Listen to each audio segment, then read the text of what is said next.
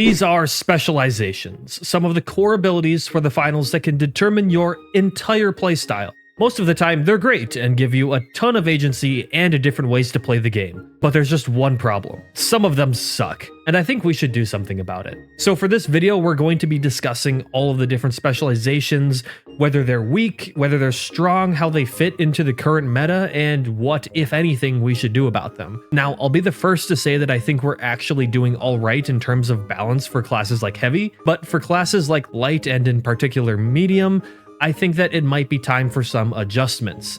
So let's discuss specializations and what to do with them. Heavy seems to be the class that is doing the best in terms of specialization variety out of the classes, and kind of sets the bar for the other classes on how it should be done, so I want to talk about it first. I did some polls on my channel asking my community and anyone who might happen to see the poll what specialization they've been using the most on Heavy lately, and it was a really even split, except for Goo Gun, which is to be expected, but I'll get to that in a minute. Now, this does not necessarily represent the entire player base of the finals, but it's the best that I can do at the moment, and based on my personal experience, this seems to be pretty accurate. Let's start off with Mesh for this.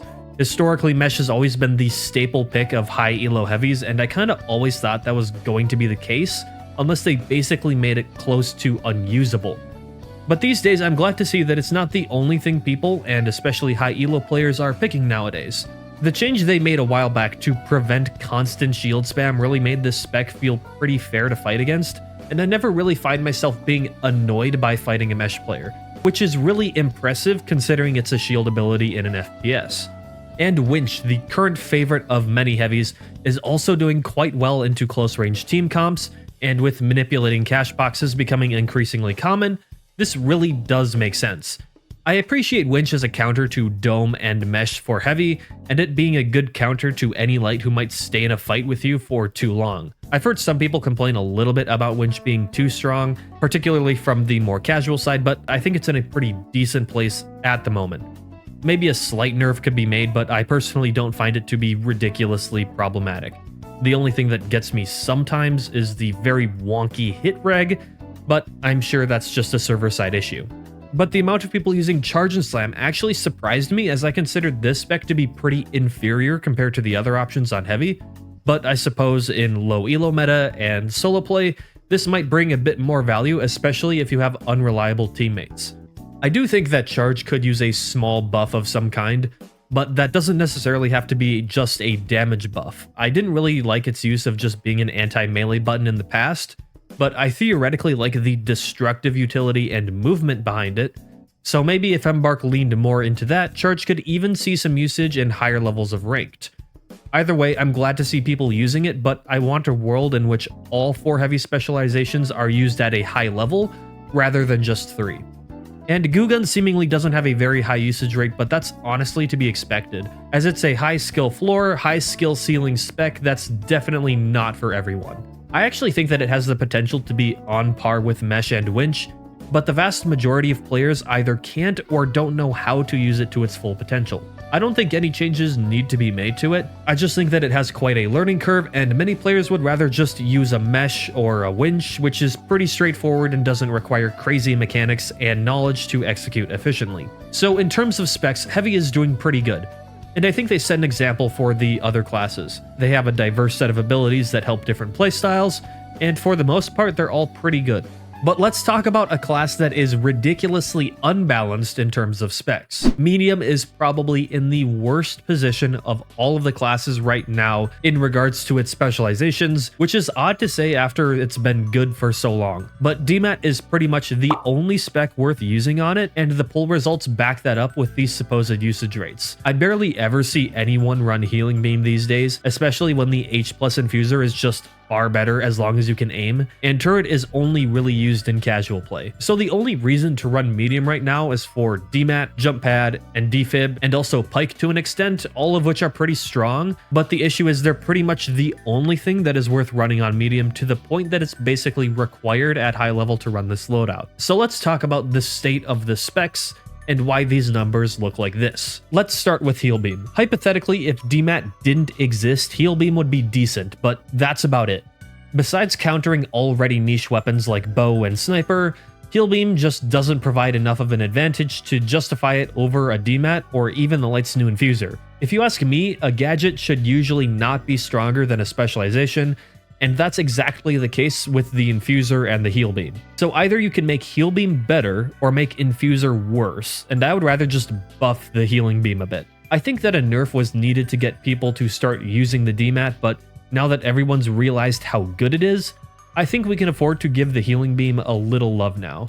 And I imagine that even if Heal Beam got buffed tomorrow, a large amount of medium players would still be using DMAT anyways. Maybe this could be a range buff or a heal duration speed buff, or maybe even increase the potential amount, but as of right now, the Infuser just makes the Heal Beam pretty irrelevant. Now, I do prefer the DMAT meta to the Heal Beam meta, but without buffing the Heal Beam, the only way I can see to balance out the numbers is to nerf DMAT, and I'd rather see medium get buffs in struggling areas of the kit than nerfs to some of the only things keeping it competitive. So speaking of DMAT, let's talk about why everyone's using it. So the obvious one I've just mentioned is how the competition isn't super great. But the other thing about it is that it feels great to use. It's intuitive, it's powerful, and manages to be straightforward while also having a decent skill ceiling. The ability to just immediately drop a cash out or open a ceiling without any prep time is so good in a game like this, and it's one of the main things that's keeping people from just camping inside of buildings. And it directly enables many of the cash out manipulation strats currently being used. Since the Cerberus nerf, it doesn't feel quite as bad to play against, but I do have some eventual concerns for it in the future. DMAT has made it so that running the new medium breaching gadget or something like thermal bore is completely unnecessary. Now, I'd like to see these things perform well, but DMAT just completely outclasses them in terms of utility. So if we want these gadgets to even consider being used, DMAT would either need some sort of nerf or these gadgets would need some sort of a buff, which I'd be okay with. Now, that doesn't necessarily mean making them stronger than DMAT, but right now, the power difference is pretty big. That being aside, I like the playstyle of DMAT and would like to see it continue to be a popular spec within the finals. I just want other things to be viable too. So speaking of something being viable, let's talk about our next spec. Turret is in a really bad place right now and is easily the worst specialization in the entire game at the moment. Partially because every other spec just brings so much more on-demand utility that's actually impactful throughout the entire match, no matter where you are, but also because the turret itself is just not that great. The only place where people actually have trouble with turret is low elo, where people tend to just sit in buildings hiding in corners with landmines. And fighting turret is usually just a matter of knowing how to play the game versus not knowing how to play the game. So many things counter this spec. Shields, goo gun, glitch nades, data reshaper, or just using something like DMAT or charges to blow up the walls so you don't fight in the same room as the turret. Now there's probably a reason why turret hasn't gotten any buffs yet, because I just know Embark realizes that the turret sucks. And it's probably due to turrets becoming really annoying in games when they're too strong. But as of right now, the range, detection angle, and time it takes to power on make it pretty much useless in any sort of high elo lobby. I would love to see some creative reworks for turret in the future. One that I think would be particularly cool would involve being able to remote control the turret to give it longer range and more damage, but at the cost of you needing to actually aim with it while you're controlling it, rather than it auto-aiming for you. And upon taking any sort of damage to yourself, you get knocked out of the interface. I think this would be really good and could effectively let you use turrets as sort of cameras around sites, all while making it so that they don't become too annoying to deal with. With this, I would also increase the range at which you could place the turret to let you put it up on high ceilings to better work in this camera sort of playstyle. So those are my takes on the medium class at the moment. And now we're at the light class, which I feel is doing a bit better than medium in terms of viable specs, but I do think that there could be some tweaks to it. I do want to be clear that I think light is actually really good right now, and most of their gadgets and weapons are all in a really good spot. It's mostly their specs that I think need to be looked at. Now, light really isn't as defined by its specs as much as medium or heavy is, as they tend to just be enhancements to how they play in a 1v1 rather than having additional team utility, but that doesn't mean that some of them might need some changes. Let's start with grapple.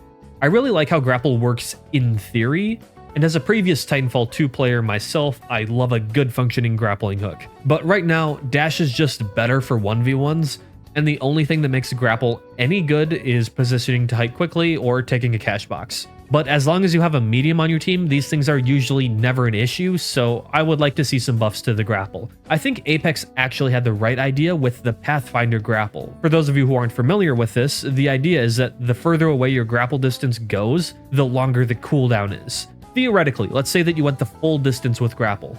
The farther your character goes, the longer your grappling hook cooldown will be, eventually maxing out at the original cooldown time. But if you just do a short grapple cancel, the cooldown time would be shorter. This could also allow it to function closer to dash as something to use in a 1v1, rather than it being strictly an escape or repositioning tool in high elo, all while not completely getting rid of dash's identity as a more of a dueling focused spec. But what do you all think of that? I'd love to see grapple being used in more high level lobbies, but I can't see it being used without a change like this. Let's discuss dash now, as I've seen many people talking about it. Many low elo players really struggle with fighting dash because they usually don't have the aim to fight it, but I want to make something clear first. The only reason dash is used as much as it is can be directly correlated with the cloak nerfs and the amount of people using winch. As long as winch is powerful, and as long as cloak is bad, dash will remain popular. Now, I don't personally mind dash, and in my opinion, I think it's actually pretty balanced. So just like mesh, I really don't think it needs any changes. Maybe some of you might not agree with me there, but in my personal experience, most of the time I die to dash, it's usually because I screwed up or I aimed poorly, and not because dash is some overpowered specialization. Especially if you have winch and you're not running a melee weapon, you can do some pretty good damage to dash players. Finally, we get to cloak.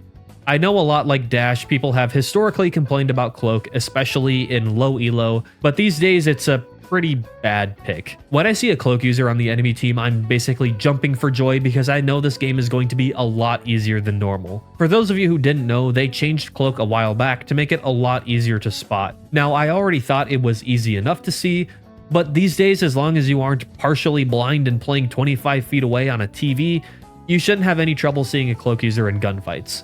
Along with that, winching them is basically a free kill. Motion sensor, thermal vision, sonar grenade, and tracking dart all hard counter cloak, and it just doesn't have the 1v1 power it used to. I personally think cloak needs a lot of help, but what I would ask you all in the community is this. Would you rather fight dash lights, cloak lights, or a mix of both in your games? Because honestly, if we're being real, people are just going to naturally gravitate towards these two specs. Personally, I want every specialization to be viable, no favoritism here. But I just can't justify using a cloak in this current version of the game, especially when there are just so many counters to it. I do think it needs to be looked at again. I'm not sure how you would rework it, but I think it needs some sort of rework. So that's my take on the specs in this game at the moment. Now, as I just said before, this list is based both on what I've heard from the community, my personal experience, and the results of my polls. I want everything in this game to be good, but right now only about half of the specs are really competitively viable, so I think that some of the worst ones should be buffed. It's really that simple. But let me know what you all think. Do you agree with my takes on these specs? Do you want everything in this game to be good, or do you think it's better if some things stay bad? Let me know in the comments. Thanks for watching, and I'll see you in the next one.